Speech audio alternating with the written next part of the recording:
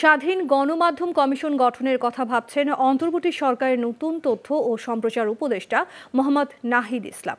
সাংবাদিকদের সঙ্গে আলোচনা করে এই বিষয়ে উদ্যোগ নেবেন তিনি।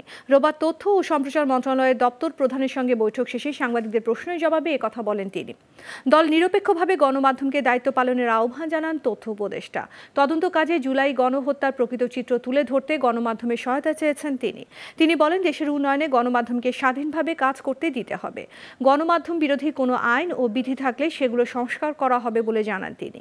সাংবাদিক দম্পতি সাগরুনি হত্যাকাণ্ডের দ্রুত বিচারের আশ্বাসও দেন তথ্য উপদেষ্টা।